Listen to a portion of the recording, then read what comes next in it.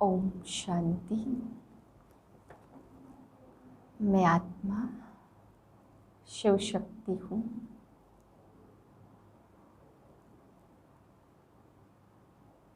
विशेष सितारा हूँ।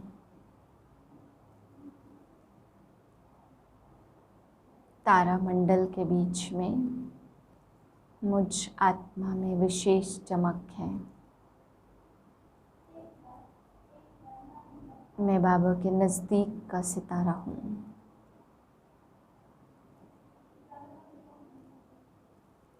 मुझ आत्मा में लाइट माइट की विशेष रोशनी है और यह रोशनी दूर से ही चमक रही है। सर्व आत्माओं में मैं आत्मा विशेष और न्यारी हूँ। शिव बाप की प्यारी हूँ।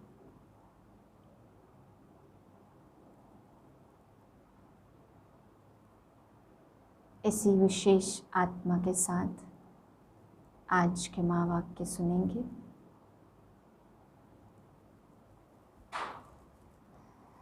आज 24 जून मातेश्वरी जगदम्बा जी का अव्यक्त दिवस है। माँ को अव्यक्त हुए 57 साल हो गए हैं।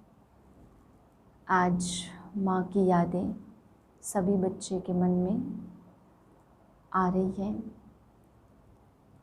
स्नेह भरी यादों के बीच आज हम सभी मम्मा के विशेष महावाक्य सुनेंगे। आज मातेश्वरी जी ने हमें बताया 24/6/2021 के महावाक्य हैं। रिवाइज डेट है 27/6/64 सन की। गीत है आज का, छोड़ भी दे जग के नाते। आज मम्मा हम बच्चों को समझा रही हैं कि ये जो भी संबंध हैं जग के नाते, क्या भगवान ने सच में कहा कि इन नातों को छोड़ दो, या ये गीत ही गलत है। जब ये सभी संबंध भगवान ने ही बनाए हैं तो फिर भगवान क्यों कहेगा कि जग के नाते छोड़ दो। फिर बाबा समझा रहे हैं कि यज्ञ रचा, यह जग रचा बाप ने। तो जब बाप जग रचता है तो क्या ये दुखी संसार बाप ने रचा जिसको बाप कहे छोड़ दो, या बाप ने ये सभी संबंध रचे तो सुख के संबंध रचे या ऐसा जग रचा। फिर मम्मा आज बता रही है कि तमो प्रधानता के कारण यह जग दुखी हो चुका है। सभी दुखी हैं, परेशान हैं। ऐसे समय पे कर्मों के बंधन में सभी उलझ गए हैं। बाकी भगवान ने कोई ऐसा जग नहीं रचा।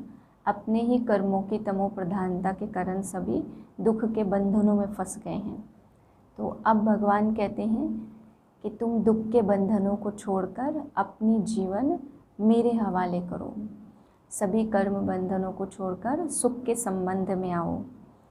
अब आप कहते हैं ये लास्ट की जीवन है जो तमो प्रधानता के कारण बहुत दुखी हो गई है, तो इस लास्ट की जीवन को मेरे हवाले करो। फिर बाबा समझाते हवाले का मतलब है कि जैसे बाप बच्चे की जीवन बाप के हवाले और बाप की जीवन बच्चे के हवाले, तो जैसे लौकिक में करते हैं ऐसे ही पारलौकिक में अब तुम लास्ट के जीवन मेरे हवाले यानी मेरे फरमान पे चलो। फिर बाबा समझा रहे कि भक्ति मार्ग में तुमने ये कहा कि तन मन धन सब कुछ तेरा, तो वहाँ तो तेरा कहा लेकिन किया नहीं। अब ज्ञान मार्ग में अब बाप के पास आकर के ये ठगी चल न सके कि कहते तो हैं सब कुछ तेरा लेकिन तेरा भी मेरा और दूसरे का भी मेरा, तो यह ठगी मम्मा कहती यहाँ पर चल न सके। फिर बाबा समझा रहे हैं कि अभी मेरा मेरा जिसको तुम मेरा कहते हो, यह एक्स्ट्रा जंजाल जो तुम रचते हो, बाकी जो जितना हिसाब किताब तुम्हारा है वो तो करना ही है, लेकिन जितना एक्स्ट्रा मेरा मेरा कहते हो उस एक्स्ट्रे को अब मम्मा कह रही है कि मेरे को छोड़ करके बाप में जोड़ो, इसलिए सभी बंधनों से तुम मुक्त हो जाएंगे। फिर बाबा कहते कि मैं इस समय क्या तुम बच्चों को इसी जन्म में मिलता हूँ, मैं क्या तुम्हें जन्म जन्म में मिलूँगा, इसलिए इस एक अंतिम जन्म तुम मेरे फरमान पे चलो। फिर मम्मा समझा रही है कि प्रैक्टिकल में ही बाप का बनना है, ऐसे नहीं कि मन से हम कह दें कि हम आपके हैं, मन समर्पण है, नहीं। प्रैक्टिकल में जैसे गोद का बच्चा बनते हैं तो बच्चे को फीलिंग आती है, प्रैक्टिकल में बच्चे में बाप का नाम चलता है, ऐसे ही प्रैक्टिकल में हम बाप के बच्चे बने। फिर मम्मा कह रही है कि तुम बच्चों को अभी मेहनत करनी है, एक ही मेहनत है कि सर्व कर्म बंधनों को छोड़कर मुझ बाप से सर्व संबंध जोड़ो। इस समय तुम्हें ये मेहनत करनी पड़ेगी। फिर मम्मा कहती है कि घी के घड़े नहीं बनाने हैं कि हम यह करूँगा वह करूँगा, दुनिया क्या कहेगी, कौन क्या कहेगा, कैसे चलेंगे, ये सब छोड़ करके इस अंतिम जन्म में एक बाप की सुनो। फिर मम्मा समझा रही है कि हम सभी अनेक झंझटों में आ गए हैं, ये मेरा वो मेरा वो मेरा, एक्स्ट्रा की बहुत लंबी जंजाल को मेरा कह के अनेक झंझटों में फंस गए हैं। तो बाप हमें सुख के संबंध में ले जाने के लिए कहते हैं, अब इन झंझटों को छोड़ करके एक मेरे बनो। आगे बाबा वार्निंग दे रहे हैं कि बच्चे अगर तुम सीधी तरीके से मेरी नहीं माने, अभी मैं कहता हूँ सीधे तरीके से अपना हाथ मेरे हाथ में दे करके मेरे फरमान पे चलो, लेकिन अगर सीधे तरीके से नहीं चले तो फिर मैं तुम्हें नाक पकड़ के ले जाऊँगा। अगर तुम्हारा हाथ हाथ में नहीं आया तो फिर मम्मा कह रही है कि बाबा फिर कहते कि नाक पकड़ के, नाक तो तुम्हारा हाथ में आएगा ना, तो वार्निंग दे रहे हैं कि नाक पकड़ के ले चलूँगा, फिर दम भी घुटेगा, दुख भी होगा, तकलीफ़ भी होगी, छुड़ाऊँगा तो ज़रूर, लेकिन फिर नाक पकड़ के छुड़ाऊँगा। इसलिए बच्चे समय को देखो, बहुत नाजुक समय है, इसलिए सावधान होकर के चलना है। आँख खोल करके समय को देख करके हर बात को समझ करके चलो, क्योंकि 10 गुना फ़ायदा है तो 10 गुना फिर नुकसान भी होगा। फिर मम्मा कह रही है संग दोष कोई बाहर में ही नहीं है, यहाँ आते हैं तो ज्ञानियों के बीच में भी संग दोष है, यहाँ भी संग से बहुत ही संभाल करनी है। फिर मम्मा बता रही है अगर पूर्ति कला में जाना है तो अपना जीवन केवल मानसिकता से समर्पण नहीं करना है, बल्कि प्रैक्टिकल में बाप के हवाले समर्पण कर हर फरमान में चलो। मातेश्वरी जी के पुण्य स्मृति दिवस पर क्लास में सुनाने के लिए जगदम्बा सरस्वती जी के मधुर महावाक्य गीत है, छोड़ दे जग के नाते। अगर हम जग के नाते ही छोड़ दें तो फिर जग काहे के लिए है? अगर नाते ही छोड़ने की बात है तो फिर यह संबंध बनाया ही क्यों? पति पत्नी, बाप बेटा, राजा प्रजा आदि आदि अनेकानेक जो संबंध हैं, यह सब भगवान ने रचे हैं। ऐसे कहते हैं ना, तो जब भगवान ने रचे हैं तो फिर क्यों कहते हैं छोड़ो? या फिर यह गीत ही रोंग है? भगवान ने कौन सा जग रचा?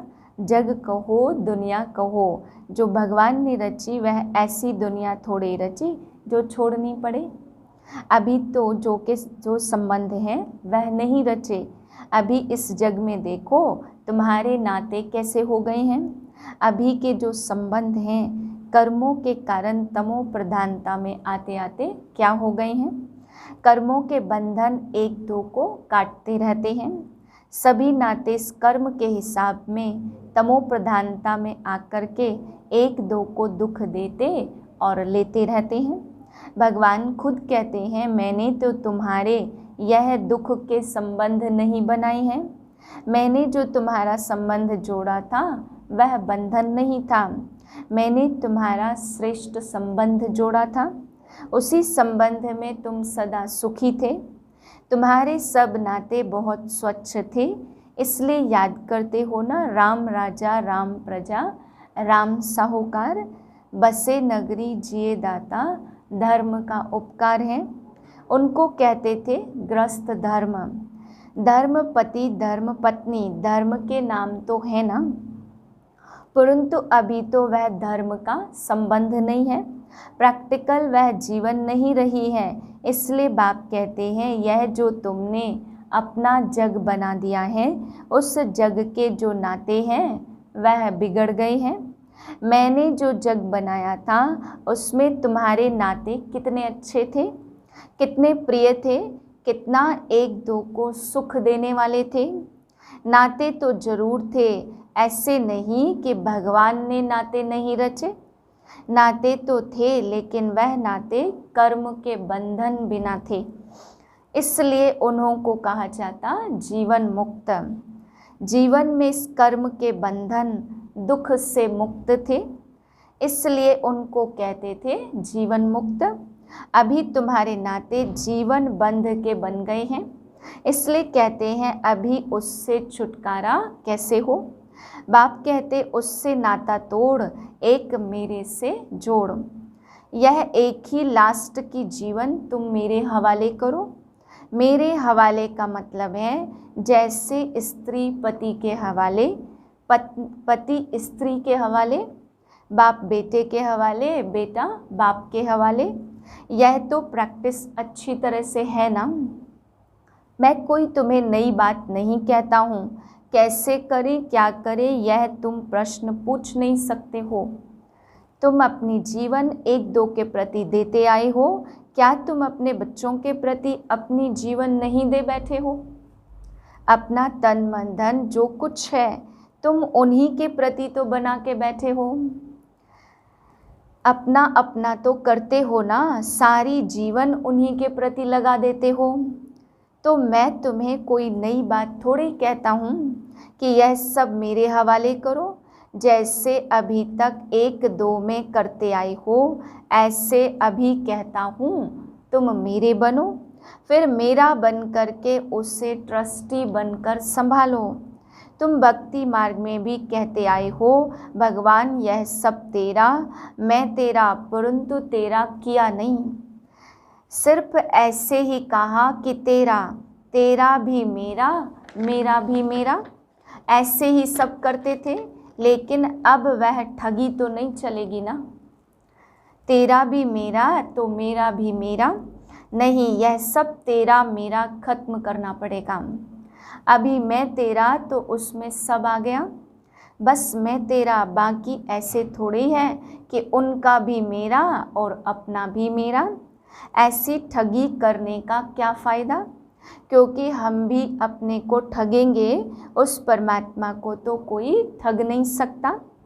पहले कैसे कैसे ठगी करते रहे, लेकिन ठगते ठगते खुद ही दुखी अशांत बने हो, क्योंकि धोखा तो तुम ही खा रहे हो। इसलिए अब बाप कहते हैं वह सब छोड़ो, देह सहित सब संबंधों से बुद्धि हटा करके अभी मेरे से जोड़ो, फिर अपनापन नहीं रहेगा। अभी तक मेरा मेरा कहते दुखी होते रहते हो, फिर बुद्धि उधर जाती है तो कहते हो क्या करूं कैसे करूं। अगर तुम किसी में लटकेंगे तो नतीजा क्या होगा। यह मोह जो है ना, इसके कारण तुम दुखी बन पड़े हो। इसलिए बाप कहते तुम इस जग के नाते तोड़ करके अभी मेरे बनो। तो यह जो तुमने अपने देह के बंधन, जीवन के बंधन बनाए हैं, उनसे निकल करके अभी मेरे बन जाओ।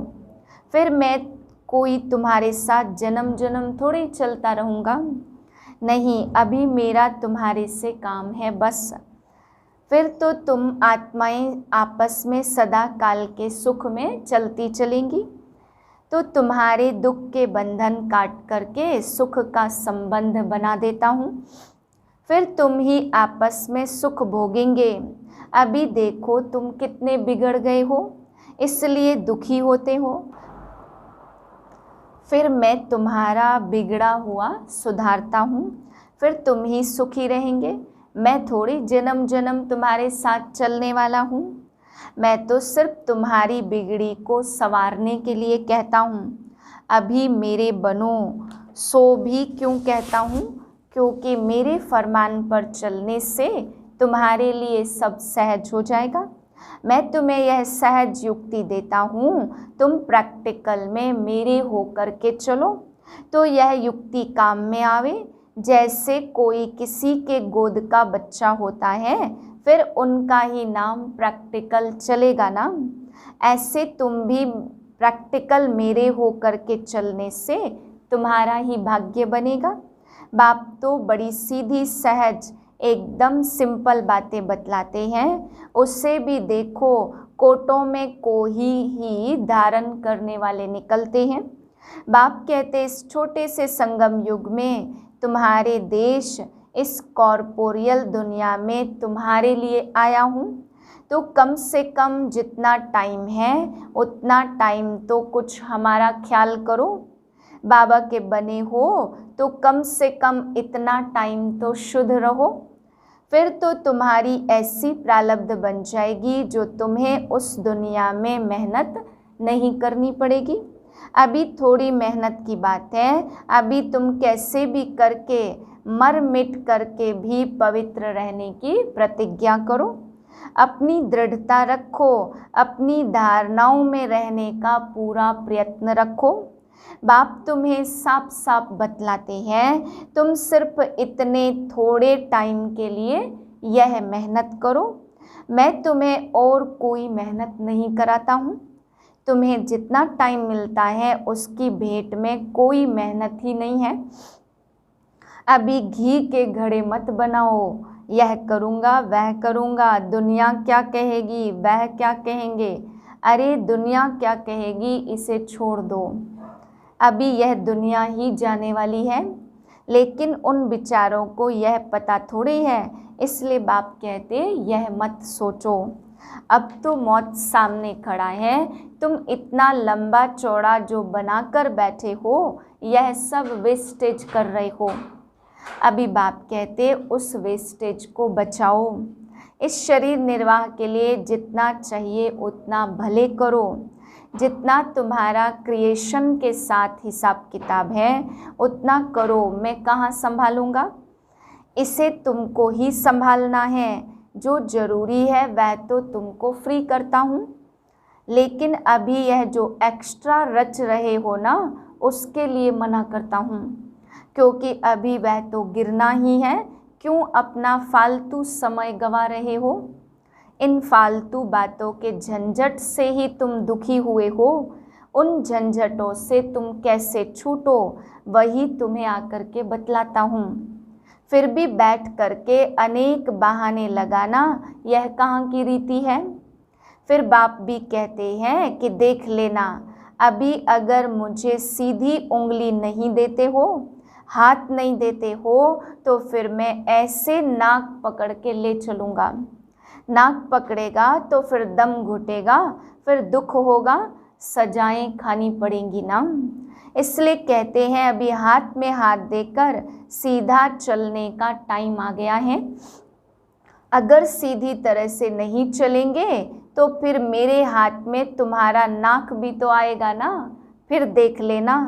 फिर उस समय कुछ हो नहीं सकेगा, ना कुछ कर सकेंगे। इसलिए बाप कहते बच्चे अब तुम मेरे हो कर के, मेरे पास आकर के, मेरी बातों को सुन करके अगर फिर भी कुछ नहीं किया तो उनके लिए बहुत कड़ी सजाएं हैं। इसलिए जिन विचारों को पता नहीं है उसकी तो बात ही अलग है। बाकी जिन्हों को पता है, जो बैठ के सुन के फिर इन्हीं बातों में गफलत की, तो उनकी तो खैर नहीं। जैसे 10 गुना फ़ायदा वैसे 10 गुना नुकसान होगा।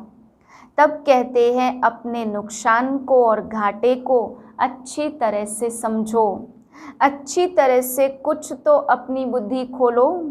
अभी बाप से बुद्धि योग लगाएंगे तो ताकत मिलेगी।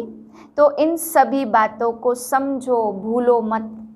अभी यह जो समय चल रहा है इसे पहचानो, जरा आंखें खोलो, बुद्धि खोलो और समय का पूरा फ़ायदा लो।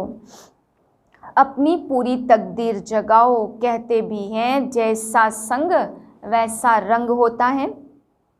इसलिए जिनमें अभी पूरी धारणा नहीं होगी तो माया के संग का रंग लग जाएगा। तब तो कहते हैं hear no evil, see no evil, talk no evil. कई ऐसे इविल्स हैं जो यहाँ भी कईयों को छोड़ते नहीं हैं, फिर एक दो के संग दोष में आ जाते हैं। तो कहते हैं ऐसे संग दोष से बचे रहो।